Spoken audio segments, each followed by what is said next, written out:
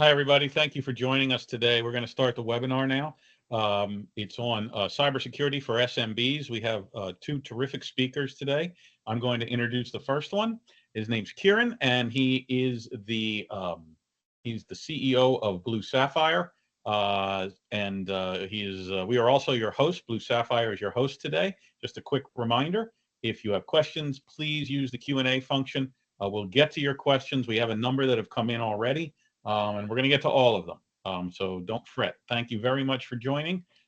So I'd like to introduce Kiran, CEO, founder, and CTO at BluSapphire. So Kiran, if you take yourself off mute and share your screen and take it away, sir. Thank you. Thanks everyone for joining on this webinar. Today I'm also joined by my co-panelist, Richard Moore. Comes from 15 plus years of US Marine Corps intelligence experience, then moved into the commercial sector where he has worked for the likes of KPMG, Alvarez Marcel. He also served as the Chief Information Security Officer for New York Life.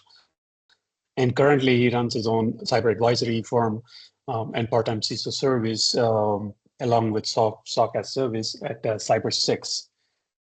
Hi, Rich. Kiran, thank you for having me today. Thank you, everybody, for joining. Much appreciated. And again, thanks for the introduction. All right. Thanks, everyone. Let me just quickly share my screen and we'll get started. We'll try to make sure it's not death by PowerPoint. We would like to keep it very interactive, so please keep the questions flowing. Start with just an introduction of where we are going with this webinar. We understand cybersecurity is a very important issue in the SMB market. It's no longer an enterprise problem, just an enterprise problem, I should say. It also affects the SMB segment, small and medium-sized businesses very much, and rightly so. So we'll discuss a little bit about what is the impact, what kind of attacks are we seeing in the wild that are targeting the SMBs, and what are the impact and consequences of these threats, and what are some few things that we can do in the SMB segment to get some very quick wins and protect yourself and ensure that you're not the lowest common denominator here. With that, let's get started. Cybersecurity, why SMBs are suddenly becoming the target over the last 1.5 years, about 18 to 20 months. We're seeing the medium businesses are being attacked a lot more than the enterprises, primarily because they're an easier target. They usually have limited resources to protect themselves, limited skills to manage and maintain their cybersecurity program. We have not much of understanding because of lack of awareness. The employees underestimate the risk of a cyber attack in most cases. And the cyber threat landscape is actually a pretty complex landscape at this point. And it's very hard for SMBs to stay up to date with all the happenings that are happening. Who are the latest attackers? Why are they being targeted? And so on and so forth. But also primarily because SMBs usually turn into the gateways for a large enterprise. There are a lot of SMBs here, I'm sure, are working with some kind of a medium enterprise or a large enterprise where they're providing some kind of services, either there's development, managed security service, or a managed service, or so on and so forth, or co-development projects, whatever, name it. And they end up being the gateway into large enterprises, and that's why attackers are very interested in SMBs today. So they become a very huge part of the supply chain, and they happen to be the weakest link. And that's why you're also part of many of the supply chain attacks that we see in the wild today. Data privacy regulations, obviously, these are key important issues for SMB segment. Today, attackers have changed their tactics. They no longer hold your data ransom or stop at that and threaten you to, loss of availability. They're now going ahead and posting that private information and PII information. In many cases, now what we have seen, especially with COPA and Lockbit, is they've started to advertise that to your regulators and say, we have compromised X and Y, and now we have their data. So it is no longer whether you are willingly actually disclosing the data. The ransomware attackers are adopting the techniques where they are disclosing that data back to the compliance folks. Rich, any thoughts on how this has shifted the way we look at ransomware attacks or data theft? Yeah, again, I think you hit the nail on the head, Kiran. You know, if you look at the statistics of small to mid-sized businesses in the United States, and I'm assuming across the globe are very similar, this is where the majority of people are employed. This is where the majority of innovations are coming from. And so everything from intellectual property to your point, to being a keyhole into a larger system, SMBs have become the primary target for the reasons that you listed. So absolutely. Right. From reports on ransomware attacks on SMBs, we're seeing 100% rise, if not more, on the targeting of SMBs than what it was before. At least 61% of the SMBs are reporting that they've experienced at least one malware attack, which is significantly higher than what it was. Phishing attacks have become very common on SMBs because most SMBs are always short of staff. People are wearing multiple hats. They don't really have the right cybersecurity training and awareness trainings in place. So it's very common and easy to gain access into a SMB using phishing attacks, and that is reportedly increasing very fast. And the insider threats, essentially once an attacker has gained a foothold, it doesn't necessarily mean a malicious insider. It also means that an attacker may have gotten a foothold in your organization. And from there, they're pivoting to larger organizations with keyword attacks. Those kind of attacks have also dramatically increased in the last couple of years. The average cost of a malware attack for SMBs are also growing up. The reputational damage, the average cost of an insider attack has gone all the way up to 300,000 plus. And these are costs incurred by the organizations in terms of cleanup only. This doesn't cover any reputational damage, loss of clients, loss of employees, none of that, right? And the average phishing cost to troubleshoot, get the consultants in, do the incident response, and bring you back on the path of recovery is also going high. And the loss directly due to phishing attacks in terms of wire fraud, each incident in the SMB cases have almost the average incidents in the SMB cases have grown to about $54,000. So the risk is real, the loss is real, the impact is real. So we need to really wake up. And in the SMBs, just like in the enterprises, right, there are operational consequences in terms of lost data, lost files, downtime where you cannot service your customers, and loss of customer confidence and reputational damage or employee turnover that is a direct result of these cyber attacks. And then you have reputational consequences in terms of lawsuits, potential lawsuits, loss of trust, diminished reputation, again, relating back to customer or employee loss. Then there are the financial consequences of data theft, the downtime it costs you, the costs, indirect costs of investigation and recovery, and actual loss of intellectual property itself. Look at the typical case study of how a ransomware attack on an SMB happens. We've taken one use case where it's happened within one of our purview where the customer is today ours, and we help them recover and restore their organization. Typically, they enter through a phishing email attack or a social media channel, and they compromise the user who opened the email. Then they try to escalate their privileges to an administrator. So when they compromise the user, now they have an account inside the organization. They try to move within different systems, see if there was an administrator token left behind somewhere.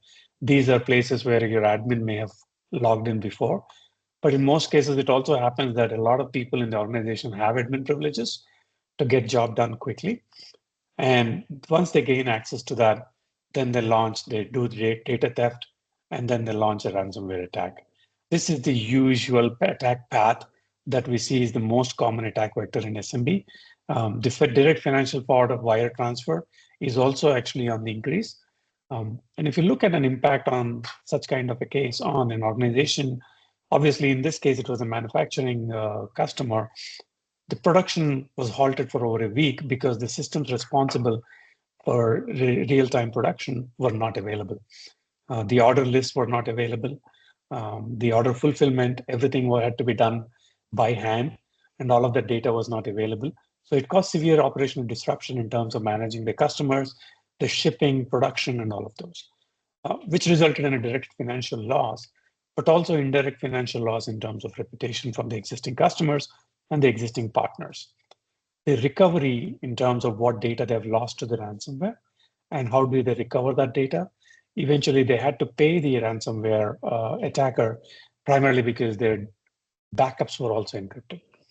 And because their backups were encrypted, that means that this attacker had been in the system for over a while and had an opportunity to encrypt all the backups before he announced his presence by encrypting all the disks. Right? In these cases, most organizations find themselves between a rock and a hard place and end up paying.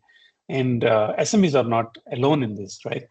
Recently, United Healthcare paid over 22 million in ransomware to get the data back for the data loss that has happened to, I think, over 7 million consumers. Data was lost, and they had to pay over 22 million in ransomware to bring that data back because they had no other copies. Even their copies were encrypted. Quick lessons learned for this particular SMB manufacturing unit. They first initially went ahead and implemented a multi-factor authentication. So it's not easy to gain credentials by phishing attacks. Implemented a 24/7 monitor using an MDR provider, which is us, where they get early alerts on privilege escalations, unnatural movements between different systems, escalated privileges, and users who never actually became admins, now suddenly they're reaching out to other systems, getting situational awareness on what is really happening within the IT infrastructure. They also put a vulnerability management and access control system in place where they've sped up their patch process, which used to be 90 days. Now they patch within 15 days in most of the production and critical areas, which can be remotely exploited. And they've gone through a hardcore access control review with us where, building on the privilege of least principle of least privilege, users are restricted to what they need and not necessarily what they want. And implemented jump boxes for them so the damage is more contained. Now they've also put an employee training process in place where twice a year users are put through an educational program on cybersecurity awareness on how these phishing attacks and how social media attacks are used against them and how to recognize those and react and report them more often. They put together an incident response plan so they can react to an incident much faster and in a more organized manner than what was previously possible. I believe incident response plan is something that a lot of these SMBs suffer from due to the lack of, and then the response becomes more haphazard. Also because they usually don't involve an MDR provider or an MSSP or a log management program, responding to incidents when the forensic investigators step in also becomes extremely hard. Rich, your thoughts on this? Yeah, thanks, Kiran. So, SMBs have a really difficult time, between resource allocations and growth in their organizations. So enhanced security measures are things that are simply able to be introduced. However, there's a skills gap. There might be some resource constraints, but a lot of products today are really helping to simplify getting those enhanced measures, which, as Kiran talked about with the cost, to pay a lot of money for a little money that you could do for proactive reasons would be beneficial for your organizations to begin to look at.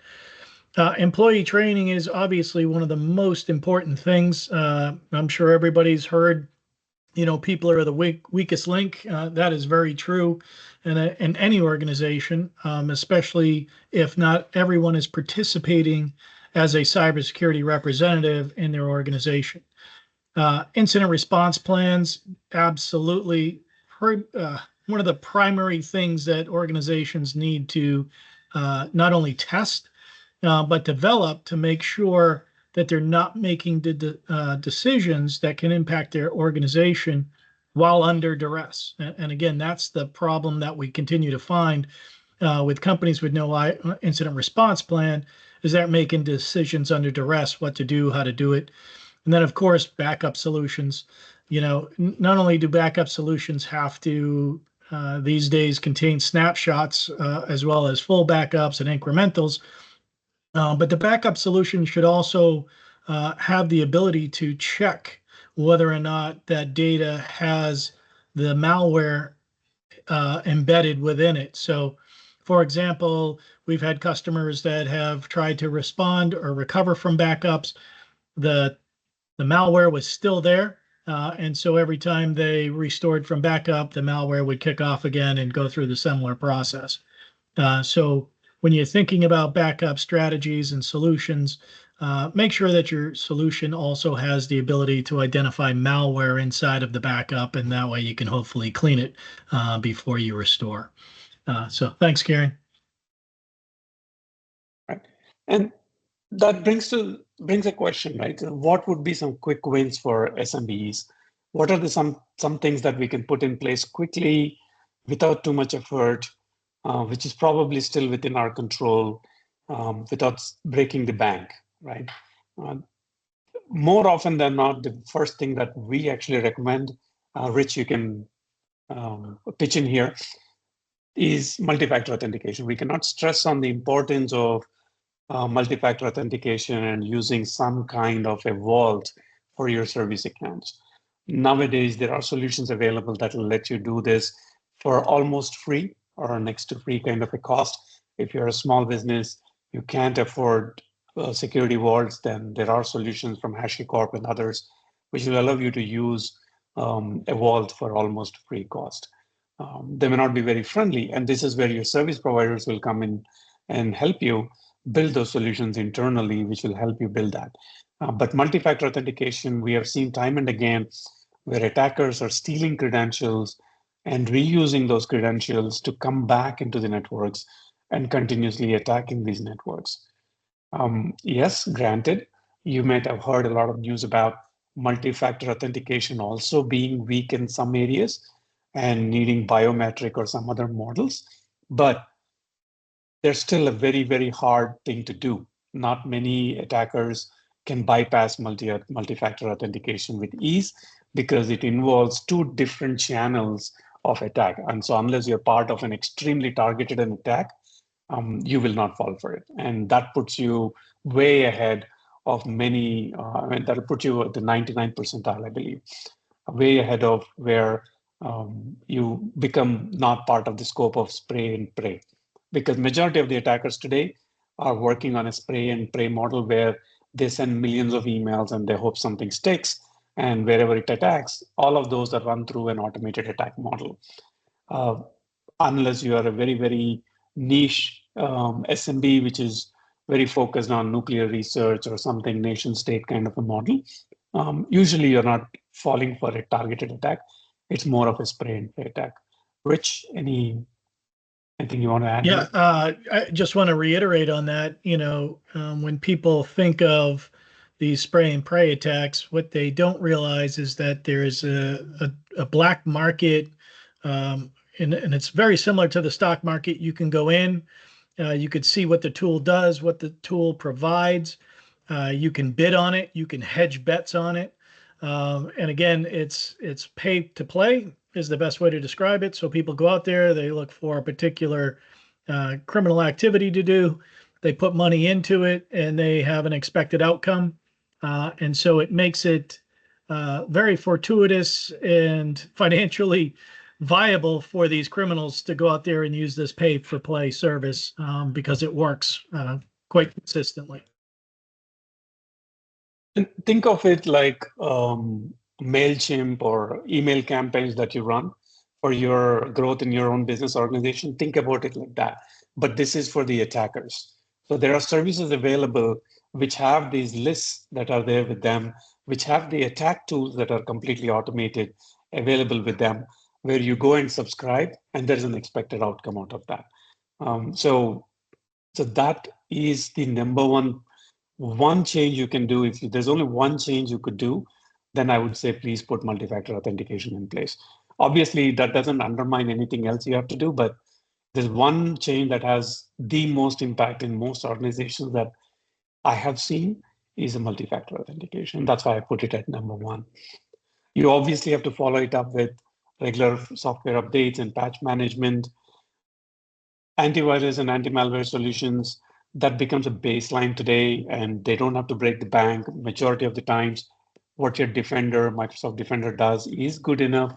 If you don't or cannot afford expensive solutions like CrowdStrike or any other solutions, whatever you can afford, they are good enough in most cases. And implement proper segmentation. We all have firewalls. We all have some level of network security in our organizations. But once an organization is breached, there doesn't seem to be any walls. So this is where micro-segmentation becomes very important. There are automated tools available, but if you cannot afford those, at least make an attempt to identify which are your key organizational departments where you want to segregate those resources and put them in a separate VLAN.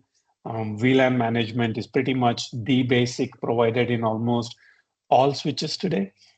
Any smart switch today, they provide you decent level of protection and micro-segmentation where you can put access control lists and say only A, B, and C can access these resources. That way, it also acts as a containerization of a devastating ransomware attack that may happen in your environment. It helps contain those and prevents it from spreading from one segment of the network to the other. So micro-segmentation is something I think. Yeah, Kiran, I want to harp on that too. So when we talk about firewalls and network security, some small businesses may not even have an office building or a location. And so when you think about the perimeter or the environment that you're working in, firewalls can be based upon the host, meaning your endpoint, your laptops. They can be based upon your SaaS provider and what you're doing up there and securing that sort of connection to there. So that's, I think, the most important piece is the segmentation part. Learn how your business operates. Learn how your vendors or partners connect to your data, and truly come up with a scenario where those devices and endpoints and partners, their systems are secure interacting with your environment. And I just wanted to raise that. A lot of small to mid-size that we work with don't even have an office space. Everybody's working remote these days. But it still has the same idea as a traditional perimeter. It's just been really collapsed to an endpoint or to an application or a cloud environment if you're using that. And there are many things that you can do in those spaces to protect you from a traditional firewall network security approach. Yeah, blast radius. That is what I was trying to. That's the word I was trying to get. So it helps contain that blast radius of a ransomware attack or something else, and ensures that your organization is still up and running without a total collapse. And it's really not that difficult. But working with a service provider, if you're already working with a service provider, talk to them about this, how they can further segment and contain any security incident. That way, it is easier to contain the security incident and manage it according to your incident response plans. Again, backup data regularly, that goes without saying, but also check your backups. I think that's one of the key things that SMBs find very hard to do. If you're not in a position, then work with a service provider. There are service providers out there who will help you not only take backups, but as Rich has mentioned, test them against malwares and known malwares periodically and ensure that your backups are safe also. Access control and least privilege. This is very important, and this is most often the most ignored thing in SMB segment. Not because they don't want to, but it's just easier to get work done that way. Giving everybody an admin privilege is just the easiest way of getting things done. And many times it's also because lack of resources or lack of a proper skill in the organization to figure out what is the least privilege needed for a specific resource and manage it that way. Rich, something you want to add here? No, that's spot on, Kiran. All right. And Rich mentioned this already, secure remote work practices, right? There are a number of tools that are available that will help you manage your remote work practices. One of the challenges that SMEs always face is they rely a lot on bring your own device when it comes to secure remote practices. If you're doing something similar to that, then make sure you have proper controls in place which validates the security state of the endpoint that is being used to connect to you. Essentially, if somebody is using their home laptop or they're using a shared PC, then the challenges of security become much higher there. So you may want to have tabs on what devices can connect to you and what is the minimum security state that device has to have. Like it has to have a firewall, it has to have antiviruses, checks in place, updates in place to ensure that they can connect back to you. And preferably use tools that are less like VPN and more geared towards providing remote access to specific applications rather than the entire network. Tools like Citrix, if Citrix is something that is out of reach for you, then there are plenty of open source options that are available, which will help you gain similar security as a Citrix applications. And I think Microsoft also provides this natively today within their server operating system, where you can have access to specific applications and not in the entire network. So VPNs are good. They are the least that you should do. But VPNs also have a inbuilt problem that they give you access, give the remote attacker, if he cracks the VPN, he gives the remote attacker access to the entire network. So try to control, again, going back to access control and least privilege here, try to ensure you provide access only to the resources that the end user needs and not necessarily access to your entire network. Now, when I say network, it doesn't necessarily have to be an on-premises. It could be your cloud VPN environment. It could be access to your SaaS applications and so on and so forth also. Regular assessments and audits also go a long way. Rich, you want to talk about assessments? I think you guys do a lot of this. Yeah, I mean, assessments are super valuable to organizations, especially if you have regulatory requirements. You know, they prepare you for the conversations that you may have with those auditors. If you're a publicly traded small business, again, that might be something. If you're part of the broker-dealer small business, you might have to deal with the SEC new requirements. And all of these things prepare you to be able to speak articulately of your defensive posture, meaning how does your organization look from an outside perspective? It gives everybody a clean sort of bill of health, helps them determine what may need to be done inside their organization. But assessments is basically your way of determining whether or not the controls that you put in place are working effectively. That's the most value you get. It gives you the opportunity to mitigate risks within your organization, and it could give your executive management, a peace of mind of what's going on in their environment from a technology perspective. So extremely important things. Some of them can be costly depending on the size and regulatory environment, but most of them are not expensive at all and can really help you understand from an attacker's point of view what your organization looks like. All right. That's all I had from a PowerPoint perspective. So hopefully it was not death by PowerPoint. Let's open it up for questions. There are a few other things I want to talk about, but I want to see how the questions are flowing in so I don't overstep on somebody's question. Thanks, Kiran. Thanks, Rich. Yeah, we got a lot of questions actually. A few of them are around the same theme, so I want to hit one that we actually have 3 questions around this, and that is cyber insurance. How important is cyber insurance? Should I get it? What are the pitfalls? Just please feel free to discuss, both of you. Yeah. So cyber insurance is a double-edged sword for many small to mid-sized businesses. One is if you're doing work with a larger corporation, they're going to require you to have cyber insurance at a specific minimum. That's going to be something that you're going to have to get. But if you're working by yourself, there are some things to consider about whether or not you should buy cyber insurance. One is your industry. Your industry has some data out there on the internet that says this is most likely to be attacked. And your insurance is really only going to cover what they call third-party damages, which means that if you have personal identifiable information, if you have data regarding health information, if you have trade secrets or intellectual property, those are the type of things where your cyber insurance will help you cover, except for intellectual property. No cyber insurance will cover the loss of intellectual property, which really is terrible for many small businesses.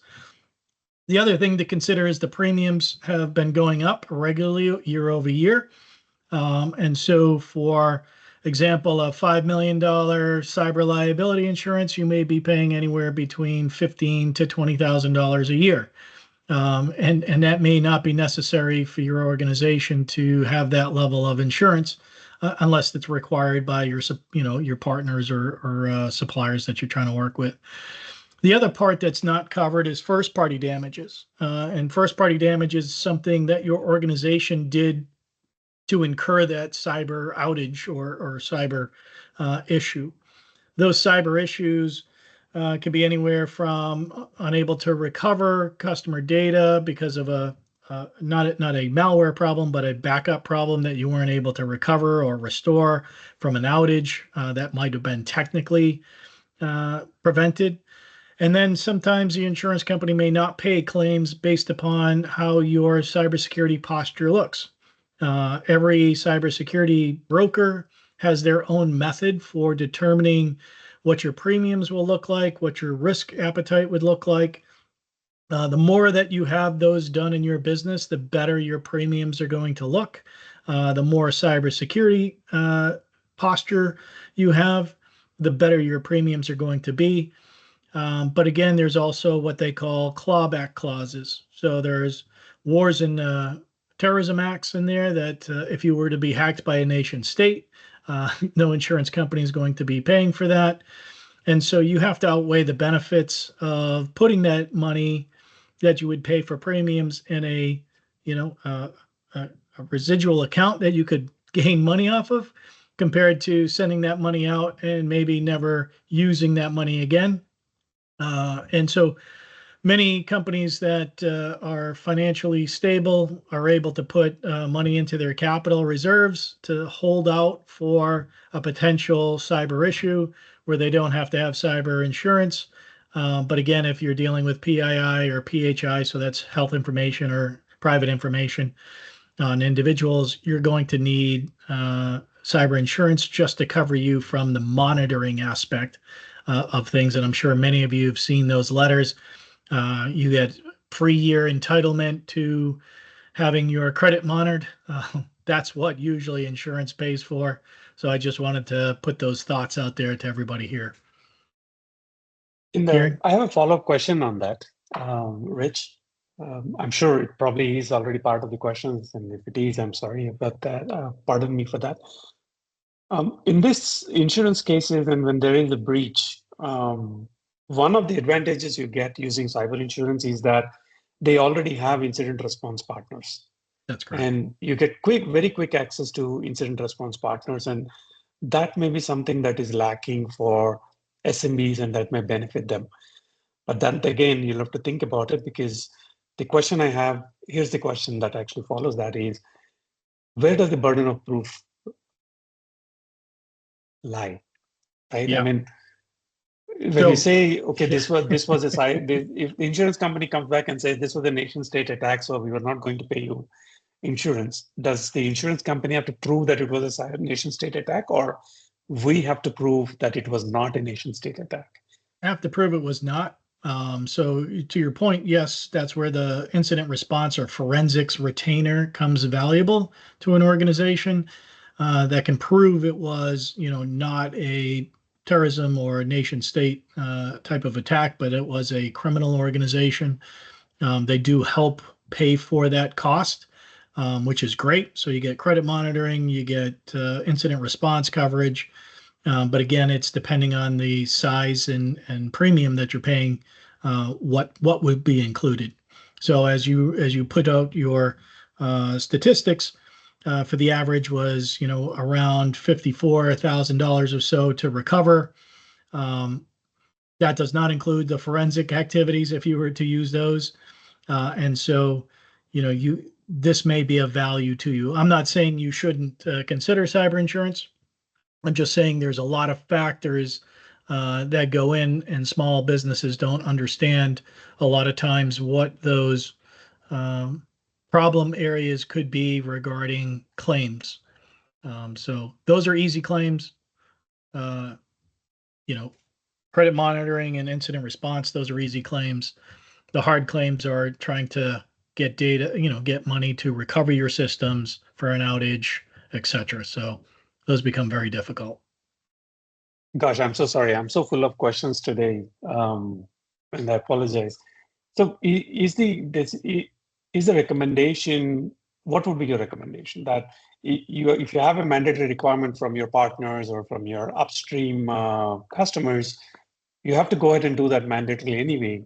But do consider having some incident response things on retainer, either from your service provider or separately. If you don't have a service provider, maybe you hire somebody just to keep them from an incident response perspective on retainer.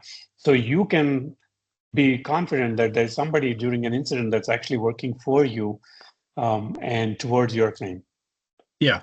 And again, it would depend on the revenue of your company, right? So if you're able to afford a forensic retainer, those are always great because, again, that money can come back into your cybersecurity program if it gets unused at the end of the year to help you with, training and awareness, penetration testing, assessments, etc.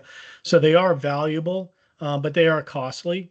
And if your revenue does not, meet the requirements for a retainer fee, then absolutely cyber insurance is the way to go for your organization, especially, again, if you're dealing with PII, credit card data, health information, etc. And then, of course, if you're a government entity, you're going to have it anyways. Lot to talk about To you, with Paul. cyber insurance. Next question is tabletops, question mark. What are they? Are they needed for SMBs? And how do you go about doing a tabletop? Yeah, great question. Tabletop exercises are, they're broken down into two sort of real scenarios. One is an actual walkthrough. So you would put your plans together, your playbooks together, walk through them, come up with the scenario, identify, where any issues may be, whether that's communications, whether that's people, whether that's technology. It really provides a scenario-based training evolution, but in a walkthrough perspective. As you get more and more mature in your tabletops, some industries require you to do a full stress test, which means that you're actually unplugging technology, making it fail over, backing it up, testing whether or not you can recover appropriately, all while working through, a cyber scenario on top of a disaster recovery scenario, on top of a business continuity profile. So all of those things become what they call a stressor. The industry term is a stress test, which is the second evolution of a tabletop. But they are so valuable. It's like, going to practice for a baseball game or warming up for a particular event.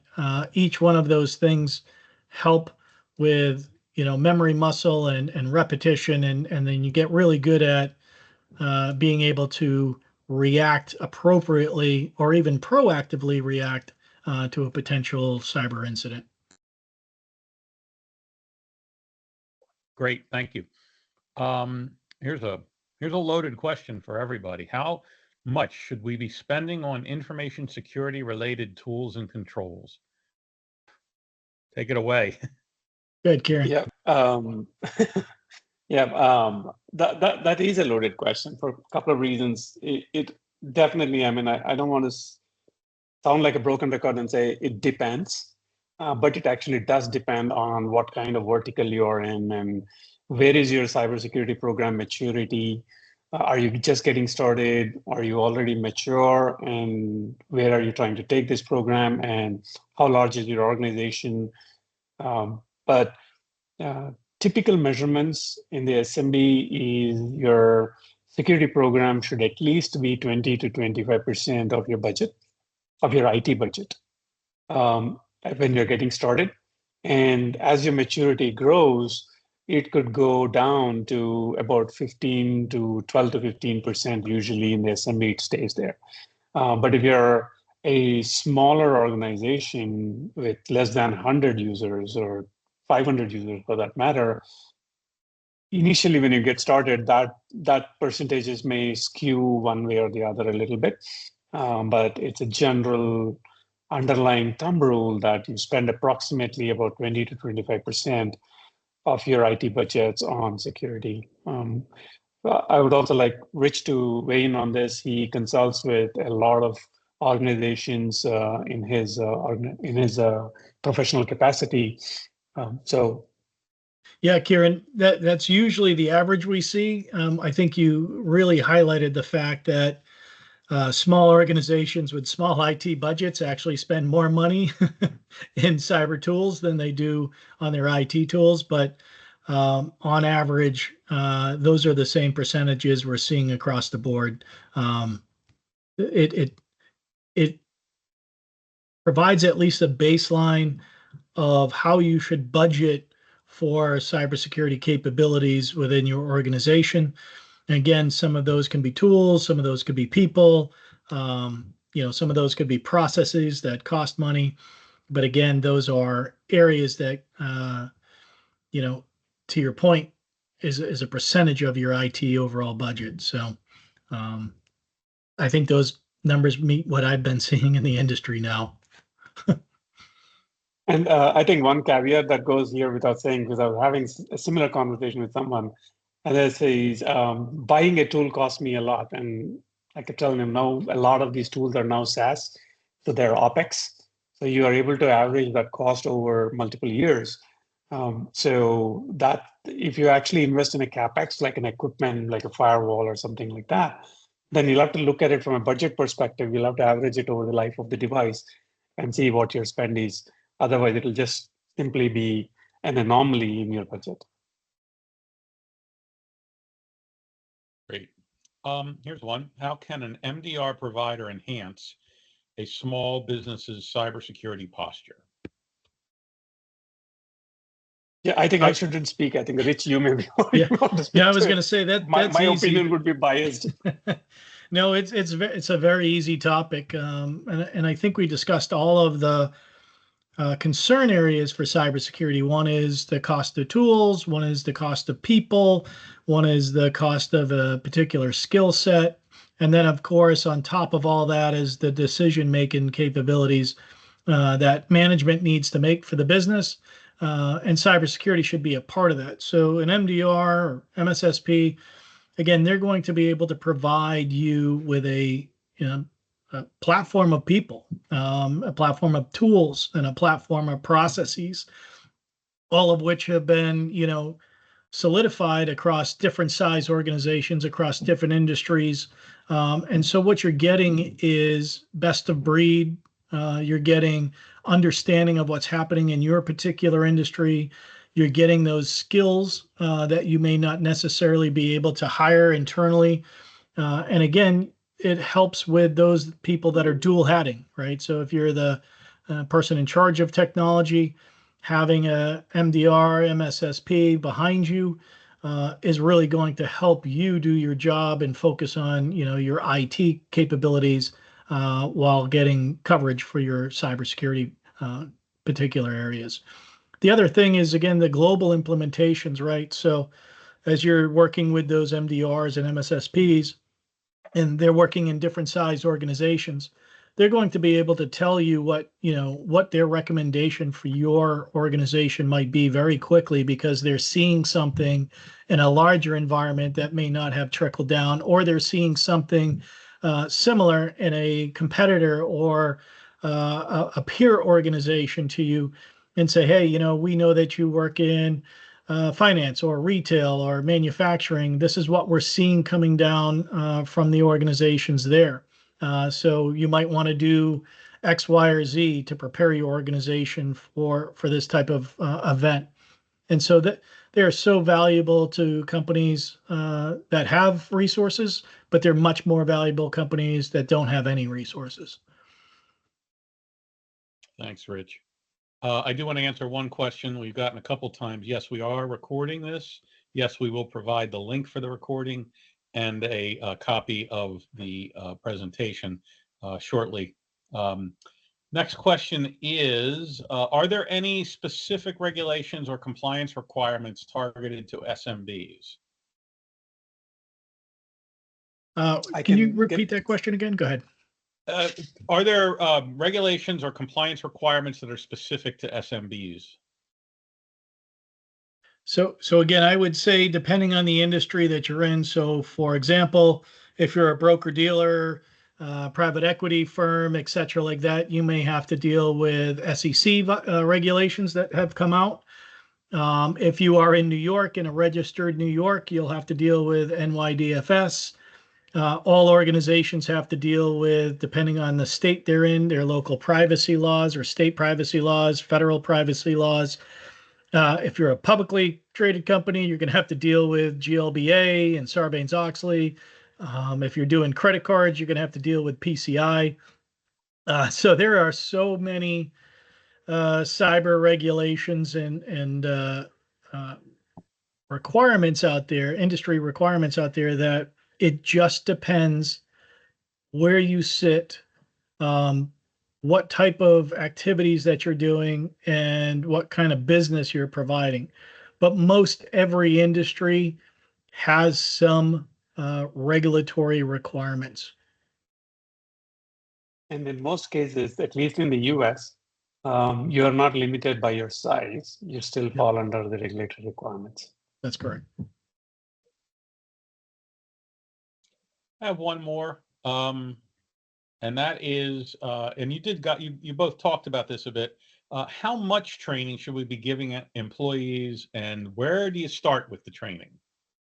Great question. So the average has always been across the industry this annual training, and this annual training lasts for an hour, 30 minutes, and people forget about it for the next 11 months after they've done it.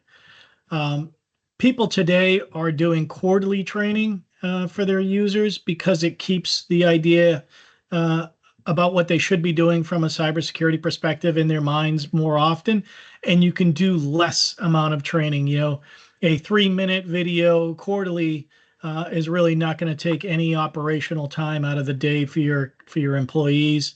It also helps provide different topics, different concerns. Again, you may be thinking about talking about policy, how your policies are used internally one quarter. You may talk about phishing and malware the next quarter. You may be doing a phishing test, that quarter to prove whether or not the training has worked. All of these things begin to reduce the amount of annual training, which is, in my opinion, ineffective, to moving it to quarterly or even monthly at very small chunks, just to keep the cybersecurity issues on top of mind. That's what we've been doing at many of my customers. We've changed it. We found the training tempo to be commensurate with their operations. Again, being able to provide external links to external training really helps out. They could do it in, as they're traveling. They can do a podcast, a webinar. It's really just giving them small amounts of data over a larger period of time than just that one annual event. Okay. So you're saying, Rich, TikTok is definitely TikTok model is more popular even for security training. It is. That's the end of our YouTube questions. Shorts. Kiran and Rich, do you have any closing thoughts or two here? Sure, I'll just go quickly. I would just say, just remember, cybersecurity is the silver bullet that can destroy the organization quicker than any other operational risk that you have in your environment. And it's very easy to just think about cyber as this technology thing, but cyber is a business risk. And therefore, organizations just really need to spend at least 10 minutes a year thinking about what they're going to do to change their risk postures. So thank you, everyone, for coming. I really enjoyed this. Kiran, over to you. No, thank you. I think you have summed up pretty well. And it doesn't always involve breaking a bank.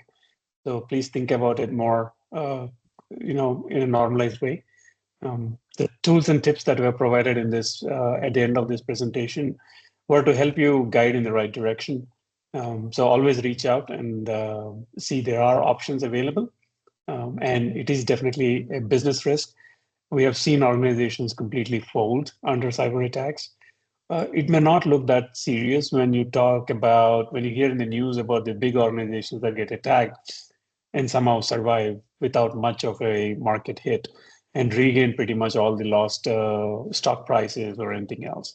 But for SMBs, it is a do or die scenario. Most cases, SMBs find it extremely hard to recover from a cyber attack, depending on the scale of it. Okay, thank you. And thank you, everybody, for taking your time out of your day.